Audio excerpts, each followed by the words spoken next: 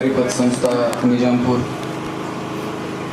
या संस्थेचे संस्थापक लक्ष्मीकांतजी शहा, या संस्थेच्या चेअरमन उर्मिलाबेनजी वीरेंद्रवाणी भगिनी तब्बल 9-10 तासांचा प्रवास करून थेट मी तुमच्या समोर आहे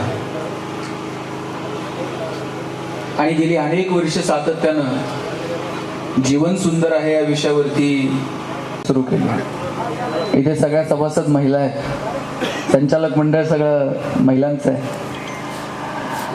वाचवायचे असतात, योग्य ठिकाणी ते इन्व्हेस्ट करायचे असतात आणि मुळातच आपण आर्थिकदृष्ट्या सक्षम असलं पाहिजे। ही भूमिका एखाद्या आर्थिक संस्थेच्या माध्यमातून या सगळ्या महिलांपर्यंत पोहोचवणं गरजेचं आहे असं मला वाटतं। महिना अखेरला जेव्हा तुमच्या मोबाईलवरती मेसेज येतो क्रेडिटेड, काय कॉन्फिडन्स येतो जगण्यात सांगा बरं। हा जो महिना अखेरला येणारा मेसेज आहे ना, तुम्ही काही म्हणा, त्यातनं एक कमालीचा आत्मविश्वास येत असतो। आज साधी भाजी आणायला जायचं म्हटलं तर नवऱ्याला म्हणावं लागते जरा 100 रुपये द्यावा, मी भाजी घेऊन येते। पण जेव्हा ती महिला स्वतःच्या पायावरती उभं राहते, 2 रुपये कमवते, त्यावेळेस मात्र तिच्या जगण्यात एक आत्मविश्वास येत असतो। इथं अनेक तरुण मुली पण समोर बसलेल्या आहेत। माझी त्यांच्या आयांना पण विनंती आहे, आज जर आपल्याला आपली आर्थिक आणि सामाजिक परिस्थिती जर बदलायची असेल तर शिक्षणा इतका प्रभावी पर्याय माझ्या समोर दिसत नाही। मगाशी सर प्रास्ताविकामध्ये सांगत होते की या पतसंस्थेतून जे काही उत्पन्न मिळतं त्याच्या 10% उत्पन्न आम्ही या शाळेसाठी देतो। गोरगरिबाची सर्वसामान्य कुटुंबातली मुलं मुली शिकली पाहिजे। शहरामध्ये त्यांना जे इन्फ्रास्ट्रक्चर उभं आहे, शहरामध्ये ज्या सुखसुविधा त्यांच्यासाठी उभ्या आहेत, त्या ग्रामीण भागातल्या मुला मुलींना सुद्धा मिळाल्या पाहिजेत। त्यांना सुद्धा नवीन दिशा देता आली पाहिजे। अशी मोजकी माणसं असतात की जी समाजकार्यामध्ये स्वतःला झोकून देतात। व्यक्तिगत एखादा मोठा धंदा व्यवसाय सुरू केला असता, राजरोसपणे बक्कळ पैसे कमवता आले असते। पण ही सहकारी पतसंस्था आहे। पाहुण्यांनी विचारलं याच्यातनं मिळतं काय? आता ते भत्ता असतोय मीटिंगचा, पण ते पण घेत नाही। ही सहकारी पतसंस्था आहे। इथे सभासद मालक आहेत आणि आम्ही जे काही करतोय ते या सभासदांसाठी करतोय। आम्ही जे काही करतोय त्यातून मिळालेलं उत्पन्न चांगल्या कामासाठी खर्च करतोय। ही सामाजिक चळवळ सहकाराच्या माध्यमातून उभी राहिली पाहिजे। भारत हा असा देश आहे, 1904 ला सहकाराचा कायदा इथे रुजू झाला, सहकाराचा कायदा लागू झाला। पण त्याच्या अगोदरपासून भारतामध्ये सहकाराची चळवळ सुरू झाली। मद्रासमध्ये ब्रिटिशांनी असं एखादं फायनान्शियल इन्स्टिट्यूट उभं करता येईल का की जिथे पैसेही त्यांचे असतील आणि कर्जही त्यातून देता येईल। शेतकऱ्यांनी ब्रिटिशांना कर्ज मागितलं होतं। हा आवाज फॅनचा। शेतकऱ्यांनी ब्रिटिशांना कर्ज मागितलं, त्यांच्या लक्षात आलं की आपण अशी काहीतरी व्यवस्था करू की पैसेही त्यांचे असतील। फेडरिक निकोल्सन नावाचा एक अधिकारी होता, त्याला सांगितलं तू जगाचा दौरा कर। त्या बँकेच्या आधारावरती पहिलं फायनान्शियल इन्स्टिट्यूट मद्रासमध्ये सहकारी तत्वावरती सुरू झालं। त्यानंतर 1948 ला नगरमध्ये विठ्ठलराव विखे पाटलांनी सहकारी साखर कारखाना सुरू केला। सहकारी साखर कारखान्यांचं जाळं सुरू झालं। नंतरच्या काळामध्ये अनेक म्हणजे सहकारी पतसंस्था, सहकारी, अलीकडच्या काळात सहकारी गृहनिर्माण संस्था, असं मोठं जाळं सहकाराचं भारतभर शिकायला लागली। आणि ही परिस्थिती बदलवण्यामध्ये सहकाराची मोठी उलाढाल आणि सहकारी विभागाचा मोठा वाटा होता। आजही ग्रामीण भागामध्ये तुम्हाला जर ही परिस्थिती बदलायची असेल तर सुदृढ समृद्ध अशा सहकारी संस्था असल्या पाहिजे। आपण राजकारणाचा उल्लेख केला, इथं सरपंच आहेत, गावामध्ये सोसायटी पण असेल, प्रत्येक गावामध्ये विविध कार्यकारी सोसायटी आहेत। महाराष्ट्रामध्ये 23,115 काहीतरी विविध कार्यकारी सोसायटी आहेत। त्यातल्या बहुतांशी विविध कार्यकारी सोसायट्या ह्या तोट्यात आहेत। त्याला आपण एक शब्द वापरतो, अनिष्ट तफावत। त्यातल्या त्यात आणखी निम्म्या सोसायट्या ह्या फक्त पिशवीतच आहेत। म्हणजे सोसायटी जर सापडायची असली तर पहिला सचिव सापडून आणावा लागतो। त्याला सचिव सापडला का त्याला पिशवी सापडावं लागते आणि मग त्या पिशवीतून संस्था बाहेर येते. खरं तर गाव पातळीवरची विविध कार्यकारी सोसायटी त्या गावाच्या आर्थिक विकासाचं केंद्रबिंदू ठरायला हवी होती, पण ती केवळ एक राजकीय पर्याय म्हणून त्या संस्थेकडे पाहायला गेलं. नावच काय, मल्टीपर्पज सोसायटी आहे ती. फक्त कर्ज घेणं, शेतकऱ्यांना देणं एवढीच त्यांची कामं नाहीये. याच्या पलीकडे जाऊन वेगवेगळे व्यवसाय करणं सुद्धा अपेक्षित होतं. परंतु जिल्हा बँकेकडनं कर्ज घ्यायचं, खाली शेतकऱ्यांना द्यायचं आणि जे काही 2-3% राहतील त्यात मग ती संस्था चालवायची. आणि म्हणून बहुतांशी संस्था या अनिष्ट तफावतीमध्ये आहेत आणि त्यात इतकी मारामार, इतकी भांडणं आहेत. म्हणजे तुम्ही इलेक्शन लागलं का बघायचं. बरं बाबा, निवडून काय यायचंय? कुठंतरी त्याला मार्केट कमिटीला मतदानाचा अधिकार आहे, जिल्हा बँकेला परत ठराव देता येतं. याच्या पलीकडे विषय नाही. आमच्याकडे तर 2 संचालक परवा भांडत होते. म्हटलं काय भांडता रे? म्हटलं काही करा साहेब, मला आहे ना आता लगेच डिसेंबरमध्ये चेअरमन व्हावं लागते. म्हटलं अरे आता झालंय आणि तुला लगेच डिसेंबर? नाही म्हणला, परत फेब्रुवारी मार्च मध्ये त्याला का करणं आहे ना, पण डिसेंबर मध्ये मात्र मला चेअरमन करायला. म्हणलं डिसेंबर मध्ये आहे का? म्हणला पोराचं लग्न आहे, पत्रिकेवर नाव टाकाय पुरतं तर चेअरमन व्हावं. आता जर कळत नाही, संस्थेची उलाढाल समजत नाही, संस्थेचा फायदा तोटा समजत नाही, पण कुठंतरी लग्न कार्यात गेल्यानंतर चेअरमन म्हणून हात मारली जाते, लग्नात कुठंतरी शुभाशीर्वाद द्यायला सांगितले. या सगळ्या मगाशी साहेब फार छान बोलले. मी असेल नसेल, संस्था मात्र असणार आहे आणि या संस्थेचा उपयोग चांगल्या कामासाठी केला जावा, यासाठी आपण चांगले आदर्श येणाऱ्या पिढ्यांच्या समोर निर्माण केले पाहिजेत. आपण कुणीच मालक नाही आहोत, आपण विश्वस्त आहोत. सांभाळायचं, पुढच्या पिढ्यांच्या हवाली करायचं आणि ज्या दिवशी निरोप येईल त्या दिवशी तिकीट काढून निघून जायचं. इतका साधा, सरळ आणि सोपा अर्थ जगण्याचा आहे. या माईकवर मी आज बोलतोय, याच्या आधी किती जण बोलले? हजारो लोक बोलले. उद्या दुसरं कोणीतरी. यांनी फक्त विकत घेतलाय आणि कोणाला तर जोडून द्यायचं, ते सुद्धा मालक. आता मालक 5-10 मिनिटं मी, उद्या दुसरं कोणतं. मालक कुणीच नाही, आपण विश्वस्त आहोत. सांभाळून पुढे फॉरवर्ड करायचं. ज्या खुर्च्यांवर तुम्ही बसलायत ना, या खुर्च्यांवर कितीतरी जण बसून घ्या. उद्या या खुर्च्या दुसऱ्या कोणत्या तर कार्यक्रमात असतील, परवा आणखी तिसऱ्या कुठल्या तरी कार्यक्रमात असतील. म्हणून मला काय म्हणायचं माहितीये का, पद, प्रतिष्ठा, सत्ता, संपत्ती सगळं चंचल आहे. आज आहे, उद्या नाही, माहित नाही. जे काही क्षण येतील ते आनंदाने जगता येतील का? प्रत्येक क्षणाचा माणूस म्हणून आनंद घेता येईल का? ही भूमिका आपली असली पाहिजे. मी एक पुस्तक लिहिलं होतं, सुख नावाचं. त्याच्यावरती एक वाक्य लिहिलं होतं, no once more, no recheck for any moment, so keep smiling. आयुष्याच्या चित्रपटाला रिटेक नाही, आयुष्याच्या गाण्याला वन्स मोर नाही. तुम्हाला वाटलं 2025 लय बोर चाललंय, चला जरा पुढे ढकलता येणार नाही. आणि तुम्हाला वाटलं नाही, जरा 2015 बरोबर होतं, घ्या बरं मागं. आता मागे जाता येतोय का? आता पुढे जाता येत नाही आणि मागे येता येत नाही. जे क्षण येतील ते आनंदाने जगायचे. आणि साहेब, जग बीत कौतुक करल असे दिवस आता उरलेले नाही. तुम्ही म्हटलं 4 जण शिव्या देणारे, 4 जण कौतुक, हे सगळीकडे. कोणत्याही क्षेत्रात देवाला सोडलं नाही लोकांनी. ज्ञानोबराय तुकोबरायांना सोडलं नाही, प्रभू रामचंद्रांना, भगवान श्रीकृष्णाला सोडलं नाही. आपण कोण? जगाला कौतुक वाटेल का नाही मला माहित नाही, पण आपल्या जगण्याचं आपल्याला कौतुक वाटलं पाहिजे. तुकाराम महाराज जायला निघाले आणि कोणतरी विचारलं, तुकोबराय काय मिळालं तुम्हाला तुमच्या आयुष्यात? ग्रंथ लिहिले, अभंग लिहिले, तुम्हाला काय मिळालं? तुकाराम महाराज म्हटले, कौतुक वाटे झाली अवेचाची. जगाला काय वाटतंय माहित नाही, पण आम्ही जे जगलो ना, आमच्या जगण्याचं आम्हाला मात्र कौतुक वाटतंय. आपल्या जगण्याचं आपल्याला कौतुक वाटलं पाहिजे. इतकं आपण आपल्या धुंदीत, आपल्या मस्तीत जगायचं. येऊन जात आहेत ना. देव किती सुंदर वागलाय बघा. एक तर जन्माला येण्याचे संकेत 9 महिने आधी मिळतात. कोणतर जन्माला येणार आहे, पण जाण्याचे संकेत 9 मिनिट पण आधी मिळत नाही. आणि समजा येण्याचे संकेत जसे 9 महिने आधी मिळत होते, तसं जाण्याचे संकेत जर 9 महिने आधी आले असते तर 9 महिने आधी बाबा आपल्याला पत्र आलं, हा तुमचं आटपलंय बरं का, हिशोब करून घ्या, गिफ्ट काय राहिलं असं तर घेऊन टाकलं 300 रुपये. असं जर आपल्याला पत्र आलं होतं तर, पत्र आल्याबरोबर निम्मे तर टेन्शनच गेले असत. निसर्गाचा पहिला नियम आहे, येण्याचे संकेत मिळतील, जाण्याचे मिळणार नाहीत. निसर्गाचा दुसरा नियम आहे, येतानाही काय घेऊन यायचं नाही आणि जातानाही काय घेऊन जायचं नाही. समजा जाताना जर काही घेऊन जायची सुविधा असती तर आपण सुईनं गेलो असतो का? नाही, आपण आपलं तर नेलंच असतं, पण अजून कुणाचं काही घेऊन जाता येईल का? माणसाने याचाही विचार केला असता. आणि माणूस एकमेव प्राणी आहे ज्याला हे निसर्गाचे नियम कळतायत पण वळत नाहीयेत. इतर प्राणी पक्ष्यांची नाळ अजून थोडी बहुत तरी निसर्गासोबत जुळून आहे. कोणता प्राणी काय साठून बिठून ठेवायच्या फंदात पडत नाही. पण मी म्हणतो नियोजन असलं पाहिजे, प्लॅनिंग असलं पाहिजे, सेव्हिंग असलं पाहिजे, काही गोष्टींचा विचार भविष्याचा केला निश्चितच केला पाहिजे, पण किती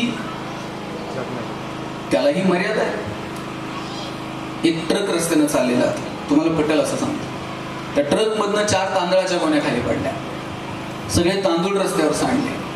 तिथं 4 मुंग्या आल्या, एक तांदळाचा दाणा उचलला, आपल्या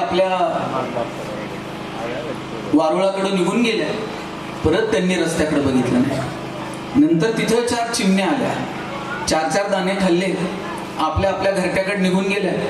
परत रस्त्याकडे बघितलं नाही.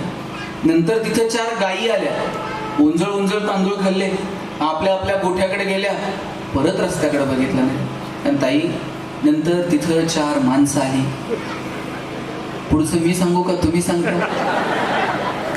तांदळाचा एक दाणा उरला नाही आणि माणसं शोधत होती, ट्रक पुढे गेली बघा. मला माणूस एकमेव प्राणी आहे ज्याला निसर्गासोबत जुळून घ्यायचं नाही. प्राणी पक्षी अजून जुळून आहेत त्यांची नाव, पण आपण जुळून घ्या. तुम्ही एक तरी कावळा ओव्हरवेट झालेला बघितलाय का?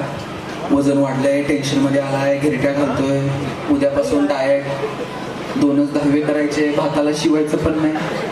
माणसं सांगू किती, कारण आपण निसर्गासोबत जुळून घ्यायला तयार नाही होत. निसर्गाशी जुळून घ्या.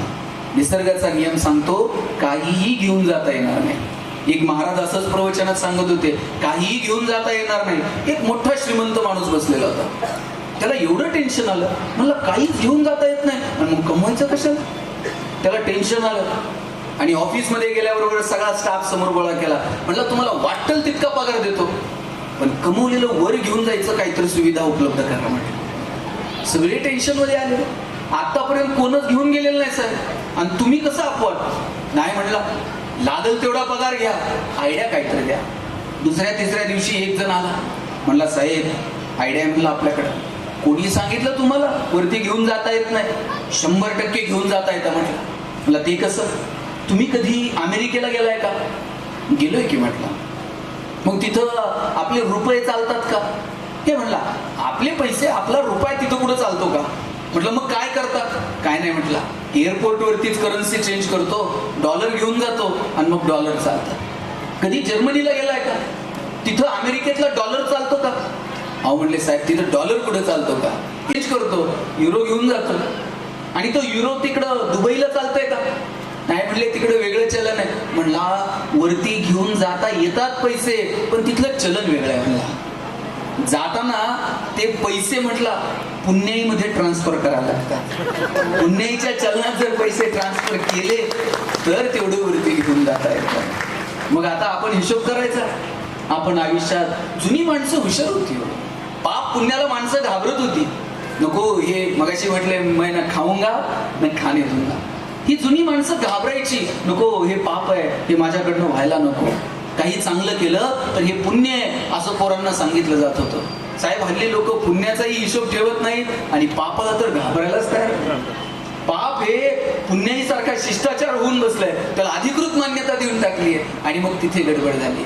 पण लक्षात घ्या, या CCTV मध्ये आपण येऊ की नाही मला माहित नाही, पण वरतून मात्र एक CCTV कंटिन्यू सुरू असतो, त्यातून काही निष्ठत नाही.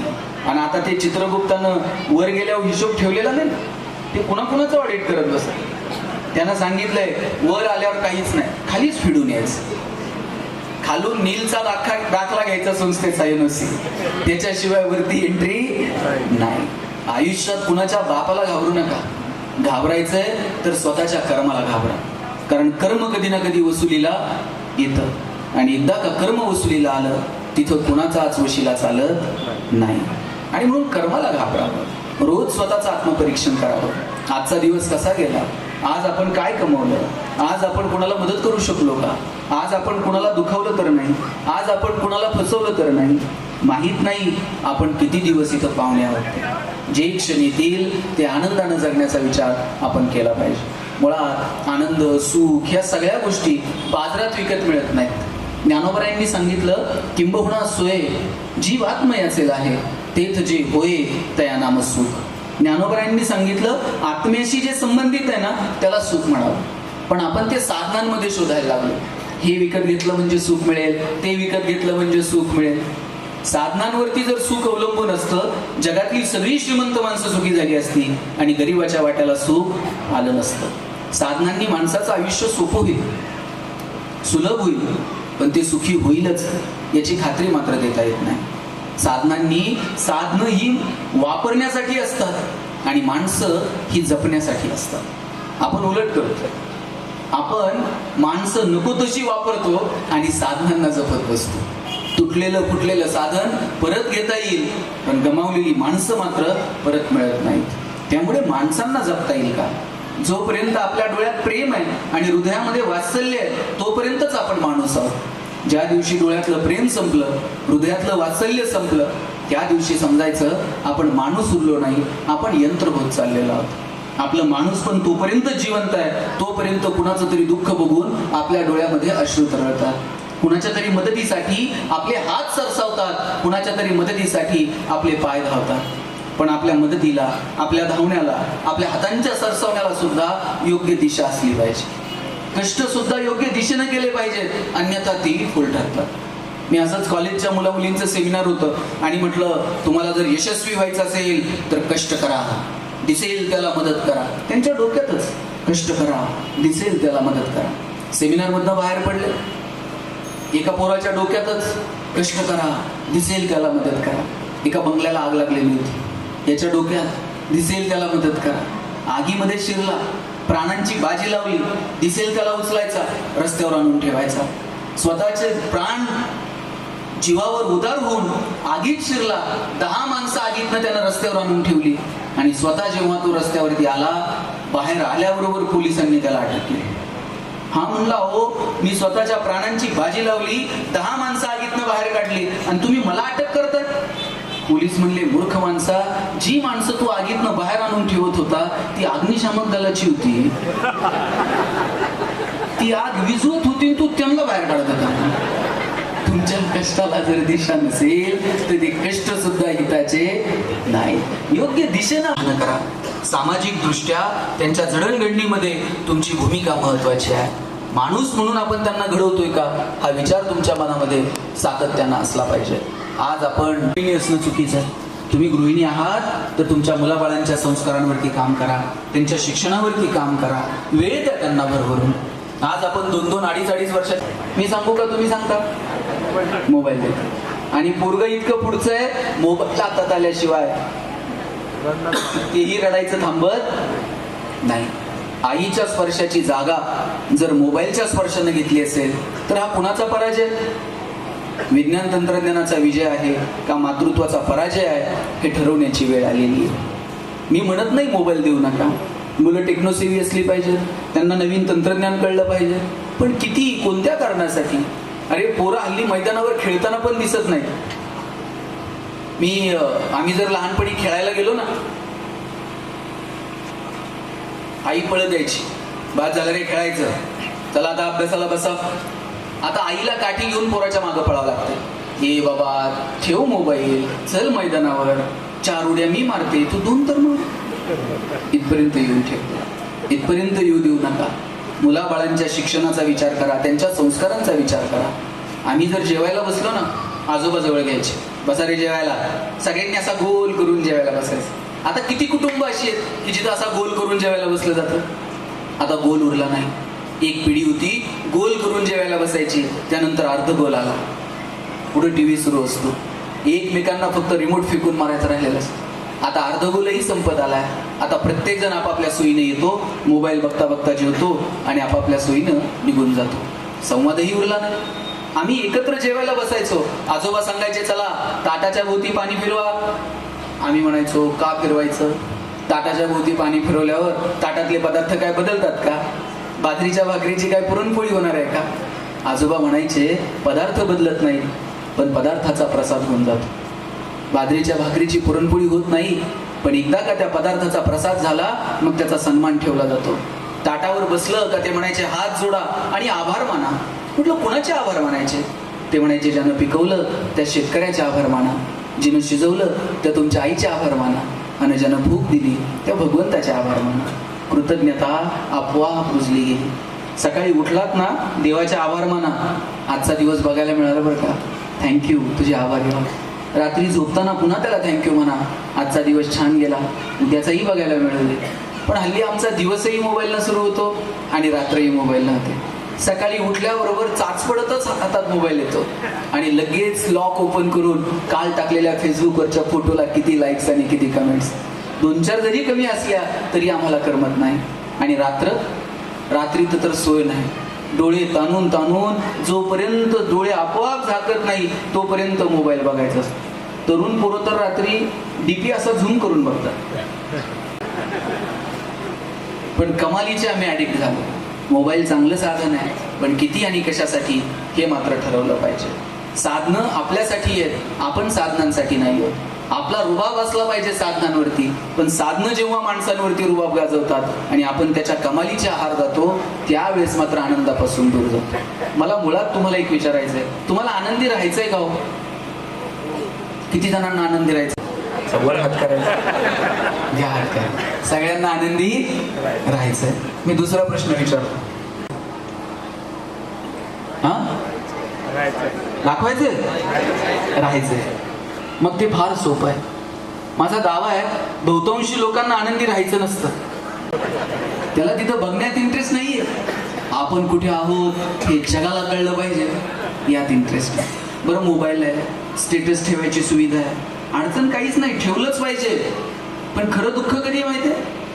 ज्याच्यासाठी स्टेटस ठेवलं त्यानं जर बघितलं नाही ना, इतकं वाईट वाटतंय. असं वाटतंय ट्रिपचे सगळे पैसे वाया लागले. आमचा आनंदही आमचा राहिलेला नाही आणि आमचं दुःखही आमचं राहिलेलं नाही. खरं तर आनंदही आपला आहे आणि दुःखही आपलं आहे, पण आपला आनंद हा इतरांच्या प्रतिक्रियेवरती अवलंबून आहे. लोक आमच्याविषयी काय बोलतात, त्यांच्या तुलनेमध्ये आम्ही कुठे आहोत याच्यावरून आमचा आनंद ठरतो. नवऱ्यानं 2000 रुपयाची साडी आणली, आनंदच आहे, पण तो कुठपर्यंत? फक्त शेजारचीनं म्हणाय बाई आमच्यांनी काल 5000ची आणली. आमचा आनंद आमचा राहत नाही. तुमचे 500 रुपये हरवले, किती वाईट वाटतं? गल्लीतल्या सगळ्या बायका संध्याकाळी गोळा, किती दुःख आहे. कोणाला सापडले असले तर सापडू, त्याला पचायचेच नाही, केवढं टेन्शन. पण हे टेन्शन फार वेळ नाही. त्यातल्या एखाद्या मैत्रिणीने फक्त म्हणलं पाहिजे बाई तुझे तर 500 गेले, परवा माझ्या 1000 पडले ग. तिला इतकं बरं वाटतंय ना, जाऊ दे बरोबर आपले 500. आता तुम्ही गडबड करून टाकली, 300 रुपये भरणाऱ्यांना वर्षभर करणार नाही. त्यांना ते टिपवाय जाऊ दे, पण मला 300 भरावे लागले. आपला आनंदही आपला नाही आणि आपलं दुःखही आपलं नाही. आमच्याकडे एक जण आहे, 2-5 कोटी रुपये खर्च करून बंगला बांधलाय आणि असे गॅलरीत तिथं बसलेले असतात, खाली जाता येतात, थांबवतात, कौतुकानं बंगल्याचं सांगत असतात. बरं मला सांगा, त्या बिचाऱ्यानं कष्टानं बांधलाय, त्याला त्याचं कौतुक आहे. आपण थोडं कौतुक केलं आणखी तर काय बिघडलं का? ते सांगतात कर्टन कसे वाटले, टाईल्स कशा वाटल्या, पीओपी कसं झालंय, आपण छान म्हणायचं. त्यांनी कौतुक केलं का मी कौतुक करतो. पण काही माणसं असली खोडीची असतात, त्यांना कौतुक अजिबात कळत नाही. ते त्याचं तर काय ऐकणार नाही. जाता जाता त्याच्या डोक्यात काहीतरी भुंगा घालून देणार. त्याला म्हणणार ते बाकीचं सगळं ठीक आहे, मला किचनची दिशा जरा गडबड आहे. याला 2 दिवस करमत नाही. किचन वाटा पाडू का उमरा तोडू का काय करू. आज सकाळी येताना काकांची भेट झाली. म्हणलं काका, रोज तुम्ही बंगल्याचं काहीतरी सांगता, आज 10 मिनिट झाले तुम्ही बंगल्याचं काहीच बोलायला तयार नाही. ते म्हणले सांगायचं काय? म्हटलं आता काय राहिलंय या बंगल्यात? म्हणलं झालं का? अरे काय उरलं नाही रे. म्हणलं हो काल बांधला असा दिसतोय, 2-5 वस्तू तर मला नव्या दिसतात आणि तुम्ही म्हणताय बंगल्यात काही राहील. अरे म्हणले बंगल्यात काही उरलं. म्हटलं झालं काय? म्हटले आपल्या शेजारच्या याच्यापेक्षा मोठा बांधलाय, आता याच्यात राहिलंय काय? आपण तुलनेमध्ये जगतो, इतरांच्या तुलनेमध्ये कुठे आहोत याच्यावरून आपलं सुख, याच्यावरून आपला आनंद ठरतो. आणि म्हणून आपलं एक जगणं असतं. थोडंसं अंतर्मुख होऊन आपण आपल्या जगण्याकडे पाहिलं पाहिजे. आपल्या आनंदाच्या, आपल्या दुःखाच्या, आपल्या काय जागा आहेत त्या आपल्याला समजल्या पाहिजे. ही महिलांची पतसंस्था आहे आणि सगळ्या महिला सभासद आहेत आणि इथं मोठ्या संख्येनं पुरुषही उपस्थित आहेत. माझी सगळ्या पुरुषांना विनंती आहे, त्यांना जर त्यांचं जगणं जर तुम्हाला सुंदर करायचं असेल ना, कधीतरी त्यांचं कौतुक करायला शिका. आणि काय लागतं कौतुकाला? आई असेल, बहीण असेल, मुलगी असेल, पत्नी असेल, त्यांना फक्त म्हणा, आई तू जन्म दिला म्हणून जग बघायला मिळालं. कधीतरी बहिणीला म्हणा, तुझ्यामुळे घराचं गोकुळ झालं. कधीतरी मुलीला म्हणा, तू जन्माला आली आणि माझ्या जगण्याला शिस्त मिळाली. कधीतरी बायकोला म्हणून बघा, बाई तुझ्यामुळे संसार झाला. काय लागतो? 2-4 जण भांडायला आले माझ्याकडे, मला म्हणले ते बाकीचं सगळं ठीक आहे, बायकोचं कौतुक आयुष्यात करणार नाही. म्हणलं तुमचं काय पटत नाही का? पटायचं सोडा म्हणला, तिला कानानं ऐकायला येत नाही, कौतुक करून उपयोग आहे काय? म्हणलं मग दवाखान्यात जा, मशीन लावा. दवाखान्यात गेला, डॉक्टरला म्हणला बायकोला ऐकायला येत नाही. डॉक्टर म्हणले बायको पुढे, म्हणला घरी. म्हणले मग आता इथून काय उपचार करायची? ते म्हणले आता पुढ्याच्या दाढी लागतात, एक काम कर, घरी जा आणि किती अंतरापर्यंत मोजता येत नाही, ऐकू येत नाही ना, तेवढं जरा मोजून घे. म्हणलं ठीक आहे. बायको किचन मध्ये होती, यानं दारातून आवाज दिला, भाजी काय केली? तिकडून काहीच प्रतिक्रिया नाही. याला कळलं दारातून ऐकायला येत नाही. हॉलमध्ये जाऊन आवाज दिला, तरी प्रतिक्रिया नाही. किचनच्या दारात जाऊन ओरडला, भाजी काय केली?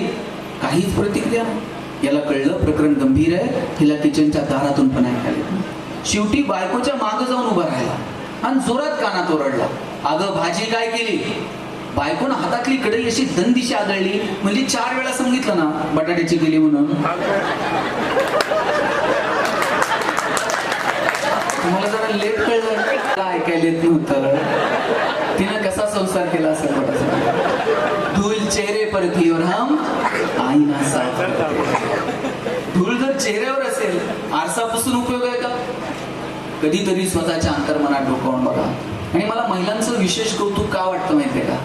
त्या बिचाऱ्या त्यांचं घरदार, आई वडिलांचं नाव घेऊन सगळं सोडून आपल्या घरात येतात, आपल्या घराशी जुळून घेतात, तिथल्या आवडीनिवडीशी जुळून घेतात, तिथल्या माणसांना आपलंसं करतात.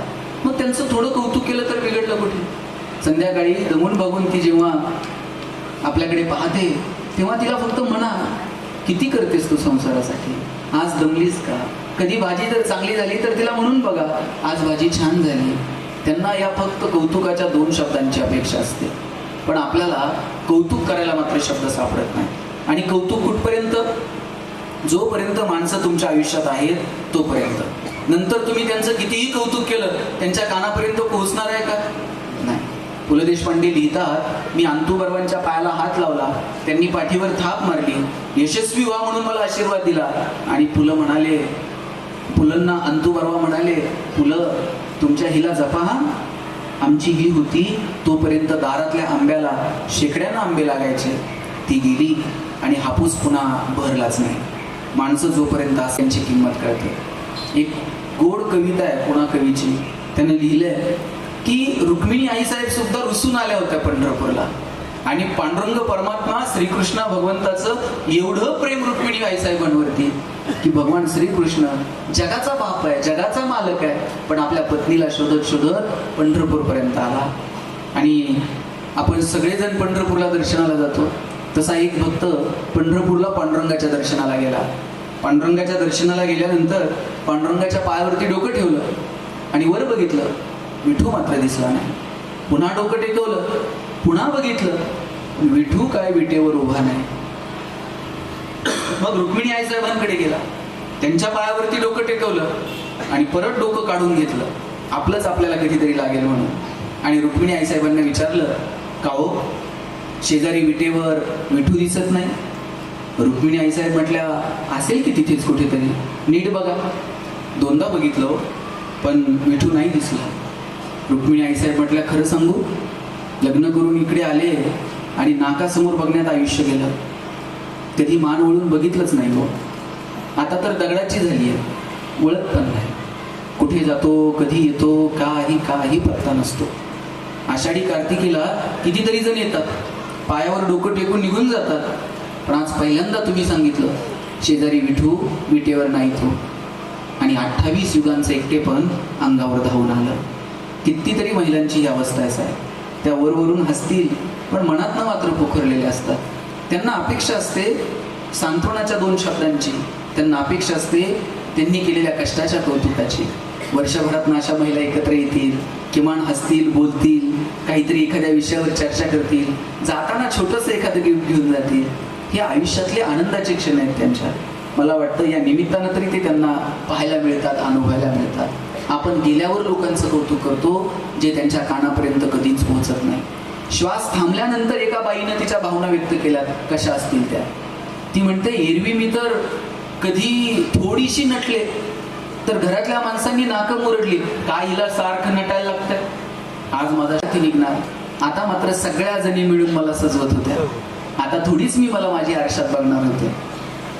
एरवी कधी 5 मिनिट मला सकाळी उठायला उशीर झाला तर लोक डोक्यावर घ्यायचे घर, ही वेळ आहे का उठायची.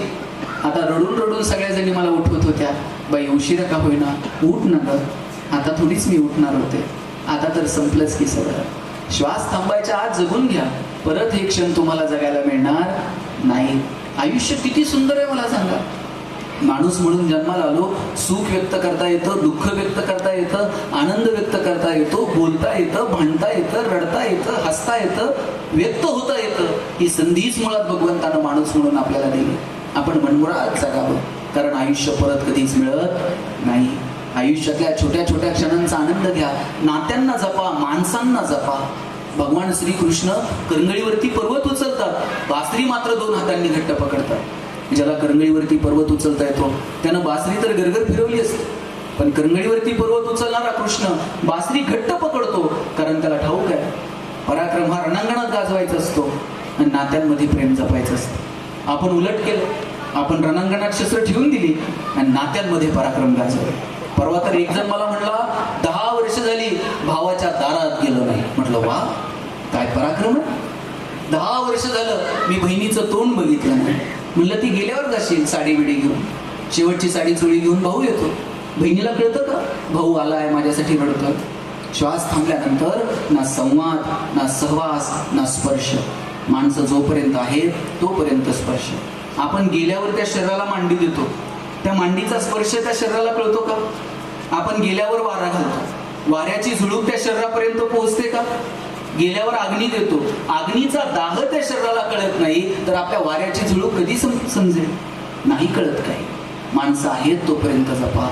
हल्ली कुणी कुणाकडे जात नाही, कुणी कुणाशी बोलत नाही, सुखदुःखात सहभागी व्हायला वेळ नाही. कमालीचे बिझी आहोत आपण. किती बिझी आहोत. परवा तर एक जण मला म्हटला, मी इतका बिझी आहे मला श्वास घ्यायला वेळ नाही. म्हणलं सोडून दे, श्वास घ्यायला वेळ काय जपतो आपण. हल्ली कुणी कुणाकडे मुक्कामी गेलंय, 2 दिवस राहिलंय, असं तर आठवतंय का. आमच्या वडिलांची आत्या आमच्याकडे मुक्कामी यायची आणि ती जर आली सगळं घर रात्रभर गप्पा मारत बसायचं. आत्या जर 2 दिवस थांबली आणि 3ऱ्या दिवशी जायला निघाली, सगळं घर तिला इष्टीला वाटायला लावायला जायचं. आत्या इष्टीत बसली आणि तिनं खिडकीतनं हात केला ना, येते, तिनं येते म्हणायला उशीर. सोडवायला आलेल्या लोकांचे डोळे पाणावत होते, एवढी माणसं भावनिक होती. आता लोक अंतिम दिल जातात, प्रेत जळत असतं आणि लोक इकडं मोबाईलमध्ये खेळत असते. कधी उरकतोय कोणास ठाऊक. साधनं वाढत गेली. वेळ खरं तर शिल्लक राहायला हवा होता, पण तो आम्ही इतका कुठे कुठे व्यस्ततेत बिझी होऊन गेलो, आमचं आम्हालाच कळलं नाही. आयुष्यातल्या क्षणांचा आनंद घेण्यासाठी माणसांना महत्त्व देता येईल का, मला वाटतं याची काळजी आपण घ्यायला हवी. इथं सगळ्या महिला बसलेल्या. तुमचं माहेर कुठपर्यंत. जोपर्यंत माहेरात आई वडील आहेत तोपर्यंत तुम्ही आज फोन करायचा, आई उद्या येते बरं का. तुम्ही येणार म्हटल्यानंतर ती झोपतच नाही. सकाळी उठल्याबरोबर फोन असतो, उठली का ग, आवरलं का ग, निघाली का, गाडीत बसली का, जागा मिळाली का, उतरली का. तुम्ही उमऱ्यात जायला उशीर, ती पटकन उमऱ्यापाशी पळत येते. भाकरीचा तुकडा वाळून टाकल, पाणी वाळून टाकल, जवळ घेईल, बोटं मोडवल, तिचे ओढ गालावर लावल. आणि सासरी जायला निघालात, तुमच्या आईनं तुमची पिशवी कधी रिकामी पाठवली. शेंगा घेऊन जा, वांगे घेऊन जा, दूध घेऊन जा, भाजी घेऊन जा, पापड करून ठेवले, लोणचं घालून ठेवलंय, कुरड्या करून ठेवल्यात, वडे तोडून ठेवले. सासरी मिळत नाही. सासरी सगळं मिळतं, पण आईला वाटतं पोरीची पिशवी कधी रिकामीच पाहून. कोण करतं एवढं प्रेम तुमच्यावर? आपलं बालपण कधी संपतं माहिती आहे? कुणी म्हणेल शाळेत गेल्यावर संपतं, कुणी म्हणेल कॉलेजला गेल्यावर संपतं, कुणी म्हणेल लग्न झालं. मी म्हणतो तुम्ही म्हातारे झालात ना तरी तुमचं बालपण संपत नाही. बालपण तेव्हा संपतं जेव्हा आई जाते. आई गेली का समजायचं आपलं बालपण संपलं. पोरींची तर हसायची, रुसायची, फुगायची, भांडायची, चिडायची, रागवायची सगळी जागा जर कोणती असते तर ती त्यांची आई असते. दिवसभरात एकदा तर आईसोबत बोलायचं असतं. आई सगळं तुमचं ऐकते. कधीतरी आईचं एक वाक्य कान देऊन तुम्ही ऐकलं पाहिजे. कधीतरी नकळत आई म्हणते, बाई आम्ही आहोत ना तोपर्यंत येत चला. ज्या दिवशी आई असं म्हणेल आम्ही आहोत तोपर्यंत येत चला, तेव्हा हातातली कामं थोडीशी बाजूला ठेवा आणि भेटून घ्या. ढगाळ गेलेला सूर्य परत बघायला मिळतो, मातीआड गेलेली माणसं परत पाहायला मिळत नाही. आणि माझा राव आहे इथं मुली पण आहेत आणि वडील पण आहेत. वडिलांचं जेवढं प्रेम मुलावर असतं ना त्याच्यात थोडं तरी जास्त मुलीवर असतं. मला काय तुमच्यात भांडणं नाही लावायचं, म्हणजे खरंय ते खरंय. पोरांनी जर वडिलांना काही मागितलं तरी बघ जरा फोन कर, वडील थेट पुरीला फोन पण लावत नाही. ते आईला सांगतात बघ कुठपर्यंत आली ते. वडील पुरीसोबत थोडंसं अंतर ठेवून असतात, पण त्यांचं विशेष प्रेम असतं आपल्या बाळावर. पुरीच्या लग्नात बाप असा फेटा बिटा घालून मिरवत असतो. दिवसभर बापाची मान उंच असते. कन्यादान झालं ना मग वडील मान खाली घालतात, जावायच्या हातात हात देतात आणि सांगतात तळहाताच्या फोडासारखी जपली, सांभाळून घ्या. दिवसभर बापाच्या डोळ्यात थेंब येत नाही, पण पोरीची गाडी एकदा निघून गेली ना खांबाच्या पलीकडे जाऊन एकटाच रडतो तो बाप असतो. कुठून आणायची ही नाती मला सांगा? ही नाती तुम्हाला परत कुठं सापडणार नाहीत. घरातल्या म्हाताऱ्या माणसांना जपा. म्हातारी माणसं ट्यूबलाईट इतका प्रकाश देत नाहीत, पण त्यांचं देवघरात निरंजनासारखं तेवत राहणं महत्त्वाचं असतं. ते विझून गेलं ना मग त्या लोकांची किंमत कळायला लागते. आजी आजोबा बघा, आजीचा सगळा संसार करून झालाय, हे घेऊन द्या काका, ते आणून द्या, आणि मग चुलत्यांना हट्ट पूर्ण करायचे. आता ही शेवटची पिढी आहे ज्यांच्याकडे मावशीन काका शिल्लक आहे. आता एकच मुलगा आणि एकच मुलगी आहे. काळाची गरज आहे. पण एक मुलगा उत्तर ठेवायचं आणि मामा घ्यायला आलेला असायचा आणि आईनं पिशवी भरलेली असायची. मामा बरोबर जायचं. मामीनं काय अशा पायघड्या अंतरून ठेवल्या होत्या का, या जावाई स्वागत आहे. मामाची परिस्थिती अशीच बेताची हो. ते फक्त गाण्यात मामाचा वाडा, मामाच्या बरोबर शेतात बितात जायचं होती. सगळ्या गोष्टींमध्ये नाती एकमेकांवरती प्रेमासाठी होती, एकमेकांच्या मदतीसाठी होती. पैसे नव्हते पण माणसं आनंदी होती. अभाव होता साहेब पैशांचा, मग माणसांची गरज भासायची. लग्न कार्य जर घरात ठरलं, संध्याकाळी स्वयंपाकाला भावकीची पोरं असायची. मग ती बुंदी अशी पत्र्यावर टाकायची, त्यांनी ती रात्रभर सुकवत बसायची. वराड बिराड, ते बैलगाडीतलं वराड काय आम्ही बघितलं नाही, पण टेम्पो ट्रक मधलं वराड मात्र आम्ही बघितलं. गावात ट्रक येऊन थांबणार, ट्रकमध्ये सगळ्या म्हातारी पात्र माणसं असली त्या ट्रकच्या फळीला मागं टिकून बसणार. तरुण पोरं फळीवर पाय टाकून बसणार. ज्यांचे केस जरा बरे आहेत अजय देवगण सारखे, ते असलीवर हौदात बसणार जाऊन. आणि ट्रक अशी मांडवाच्या बाहेर येऊन थांबली, सगळी माणसं खाली उतरायची. आणि बाहेर काय स्वागताला काय बुके बिके शाल बिन घेऊन लोक उभी होती का?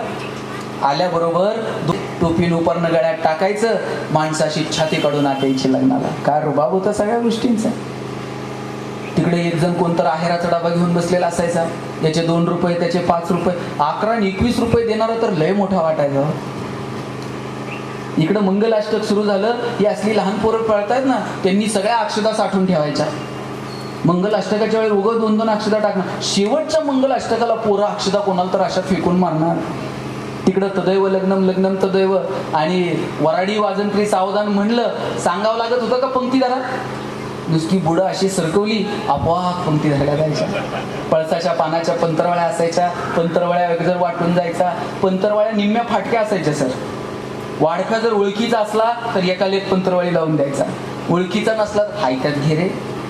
कोणतरी येऊन मध्ये नेमकं मिठाचा टिपका टाकून जायचा. अरे मीठ लागतंय किती, पण ते मीठ असं मधी वाढून जायचा. ते साईडला करूस्तोवर कोणतर पुरीवाला यायचा, भाजीचा द्रोण घेऊन भाजीची वाट बघत बसायची. लहान लहान पोरं, बुंदीवाला पुढच्या रांगेत असला त्याला इकडूनच आवाज द्यायचा. तो बुंदी वाढून दुसऱ्या माणसापर्यंत जाई न जाई तोपर्यंत इकडच्या ताटातली बुंदी संपलेली असायची. यानं बुचकुली उचलायची, मान वर करायची, डोक्यातली टोपी खाली पडायची आणि खाली कोणीतरी भाताच्या आळ्यात वरण ओतून निघून जायचं. पैसे नव्हते, मजा होती, आनंद होता, माणसं एकमेकांना मदत करत होती. नवरी वाटे लावायला निघाली की नवरी तर रडायची, स्वाभाविक आहे, पण नवरीच्या मैत्रिणी का रडायच्या मला अजून समजलेलं आहे. आता पोरगी झाल्यानंतर आपल्याला कळतं मुलगी का रडत असेल ते. तिनं सगळ्या थोरा मोठ्यांच्या पाया पडायचं. गावातल्या त्या म्हाताऱ्या कोताऱ्या बायका पिशवीत हात घालायच्या, 5-10 रुपये त्या पोराच्या हातात द्यायच्या. म्हाताऱ्या माणसांनी कोपरीत हात घालायचा आणि 5-10 हजार रुपये त्या 5-10 रुपये त्या पोरीच्या हातात द्यायचे. त्या मोठा अशा चुरगळलेल्या. घरी गेल्यानंतर इकडे जेवणाच्या पंक्ती उठल्या, बाहेर अशी टिपाडं ठेवलेली असायची. आणि तुम्हाला आठवतंय नव्हतं हो, त्या प्लॅस्टिकच्या ग्लास मधून पाणी प्यायचं आणि त्या ग्लासाचं एवढं अप्रूप पाणी तर प्यायचंच. 1-2 ग्लास घरी घेऊन जायचे. ते घरी घेऊन गेलेला ग्लास रिटायरमेंटचा पगार होता. आता रिटायरमेंटचा पगार जर 14-15 हजार आहे, नोकऱ्या सुरू झाल्या असतील 100-200-500 रुपयांनी. बरं, ही यांची पिढी अशी. कधी म्हणली चला जरा धुळ्याला जाऊन येऊ, गाडी नव्हती आपल्याकडे. मित्राची गाडी घ्यायची, त्याच्यात निम्म रॉकेल, त्यात निम्म पेट्रोल. निम्म्या रस्त्यात गेल्यावर गाडीतलं पेट्रोल संपणार. मग गाडी नाही, पुढे वेगळे सायंटिस्ट होते, ते टाकीत फुकणार. बरं, यानं टाकीला तोंड लावल्यावर तर बायको असं बघायची कोणत्या मुहूर्तावर याची माझी गाठ पडली पण असतं. अशात बायकोनं नुसता खांद्यावर हात ठेवल्यावर कित्येकांच्या गाड्या बिना पेट्रोलच्या धुळ्याला गेल्या. पैसे नव्हते, आनंद मात्र भरभरून होता.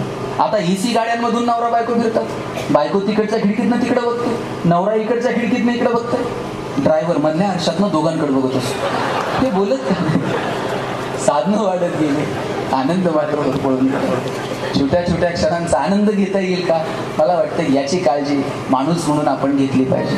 पैसे जरूर कमवा, पण ते योग्य ठिकाणी खर्च करण्याची दानत पण ठेवावं. एक दाना पेरला तर 1000 दाणे उगवतात. साहेब, तुम्ही आज जे काही समाजासाठी करताय, समाज किती लक्षात ठेवतो मला माहित नाही, पण निसर्ग मात्र तुमचं 1 रुपयाचं पण उसणं ठेवत नाही.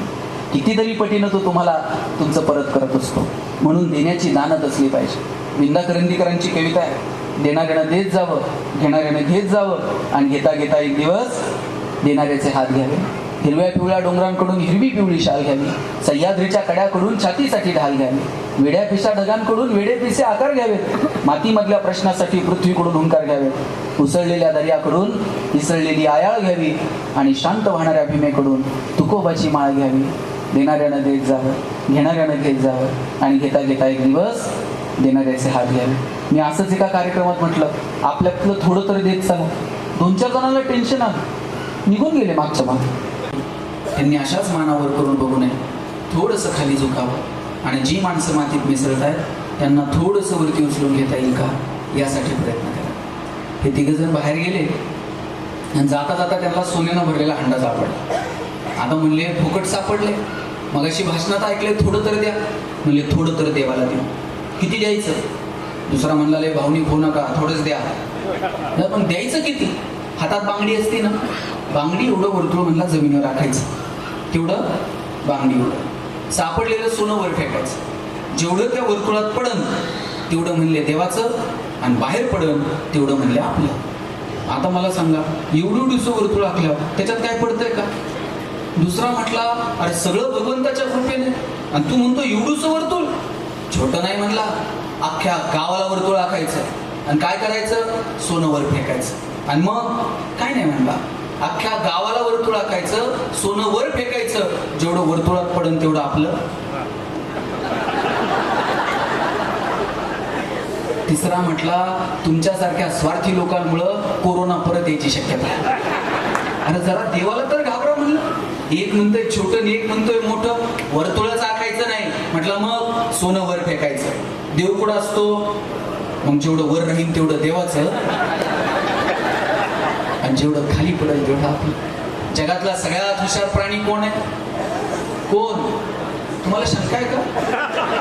जगातला सगळ्यात हुशार प्राणी माणूस. आणि हे कुणी जाहीर केलंय? इतका तर माणूस हुशार आहे, त्याचं त्यानं जाहीर करून टाकलंय. आपण जगात सगळ्यात हुशार आहोत. ही हुशारी जर सिद्ध करायची असेल तर 3 गोष्टींवर काम करावं लागेल. एक निसर्ग, दुसरा समाज, आणि तिसरं अर्थकारण. निसर्गाचं प्रतिष्ठा ठेवा, निसर्गाशी जुळून वागा. आज 20 रुपये लिटरनं पाणी विकत घ्यायची वेळ आली, आणि एक काळ असा होता नदीला गुडघे टेकून लोक पाणी पित होते. आता एक नदी दाखवा जिथं तुम्ही गुडघे टेकून पाणी पिऊ शकता. कोणातरी एका शहाण्या माणसानं पाणी विकायला सुरू केलं, कारण त्याला ठाऊक होतं माणूस निसर्गाला अशा पातळीवरती घेऊन पोहोचवेल, पाणी सुद्धा विकत घेऊन प्यावं लागेल. मला आठवतंय नवीन नवीन जर कुठे व्याख्यानाला गेलो, तांब्या फुलपात्र, आता तांब्यान फुलपात्र कुठं राहिलंय का? आणि ठेवलं तर ते पाहुणं पिईल का? कुठून आणलंय काय कुणाची? आता पाण्याची बाटली ठेवायला लागते. ते तांब्यान फुलपात्र मला वाटतं फार फार तर अजून सुपारी साखरपुडा लग्न कार्य अजून तिथं असते. काही दिवसानं तिथं पण नसणार. गुरुजी सांगणार मुलाचे मामा बाटली घेऊन या, इथपर्यंत येऊ देऊ नका, निसर्गासोबत जुळून घ्या. दुसरं, डोळ्यात प्रेम आणि हृदयात वात्सल्य ठेवा.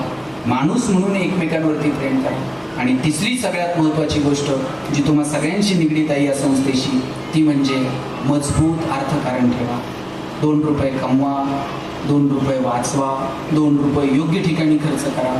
आपल्याला किती पैसे कमवायचे, किती इन्व्हेस्ट करायचे, किती मात्र आपल्याला तारतम्य असलं पाहिजे. आणि म्हणून अशा एखाद्या आर्थिक संस्थेचे तुम्ही सभासद म्हणून तुमचं अर्थकारण सुद्धा मजबूत असलं पाहिजे, यासाठी प्रयत्न करा. तुम्ही सभासद झाला, काही महिलांचे वर्ष व्यवहार पण होत नाही, तुम्ही ते व्यवहार केले पाहिजे.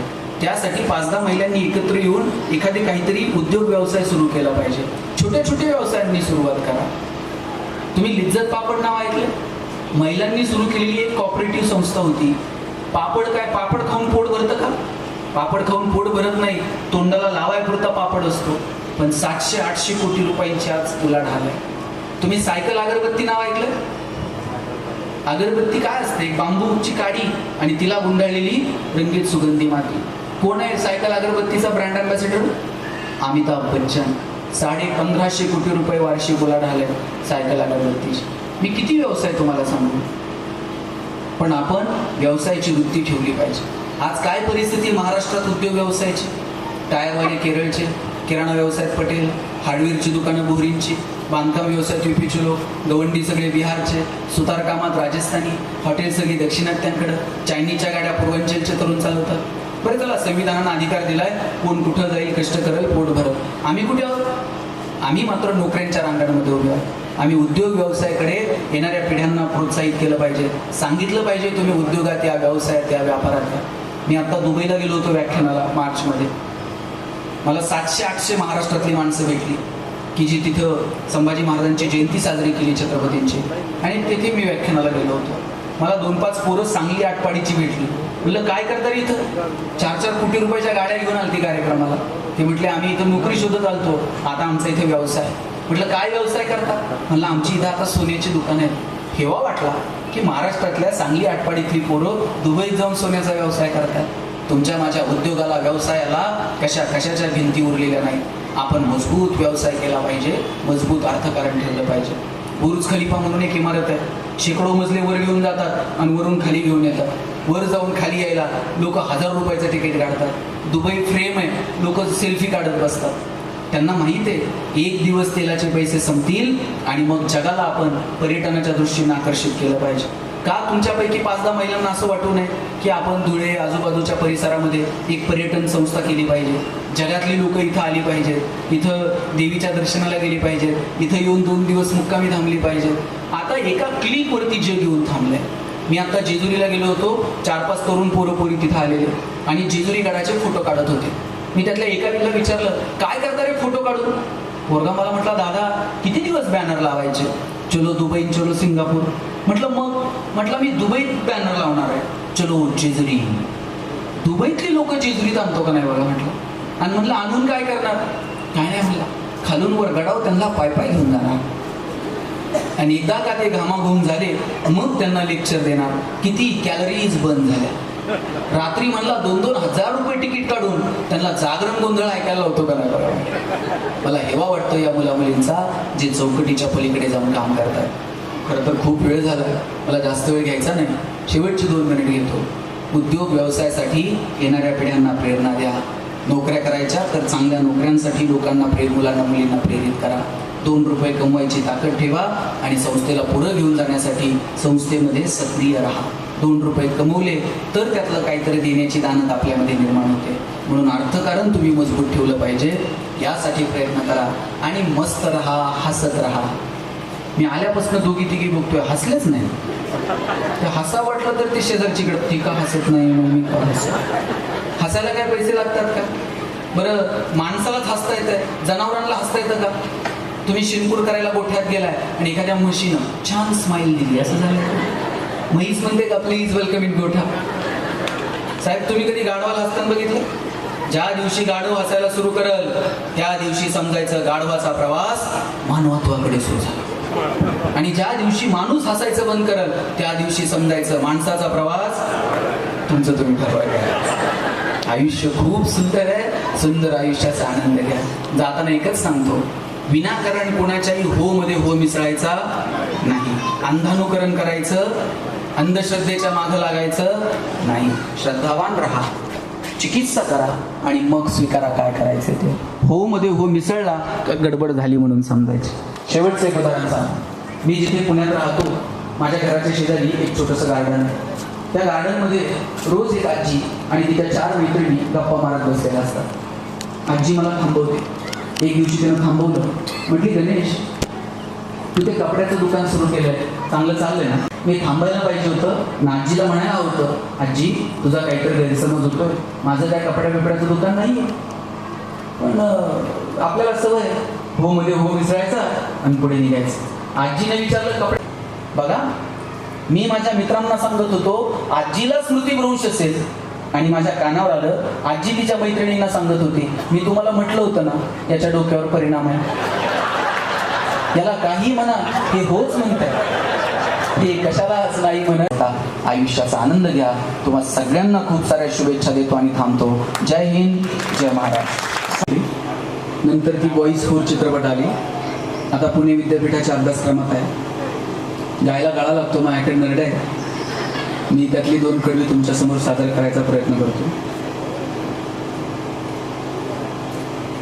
काय सांगू राणी मला गाव सुटना, कसं सांगू राणी मला गाव सुटना, बंद गळ्या मंदी माझं मावे नाग अंग, जिंच्या कापडा मंदी दुनिया झाली कशी तंग, जो तो आहे राणी आपल्या धुंदीमध्ये दंग, माणसांनी माणसांचे सोडले का रंग, म्हाताऱ्याच्या धोतराची गाठ सुटना, काय सांगू राणी मला गाव सुटना, पारी आली सरी गेली झाली त्याची तारी, पदव्यांच्या ढिगाऱ्यात पाठी राहिली कोरी, कॉलेजच्या कट्ट्यावरती गर्दी झाली सारी, आपल्या चिपऱ्या कपड्यामंदी फिरती साऱ्या पोरी, म्हातारीच्या डोहीवरला पदर हटना, काय सांगू राणी मला गाव सुटना, शहरातली गाडी बघा धुंच गाणं गाती,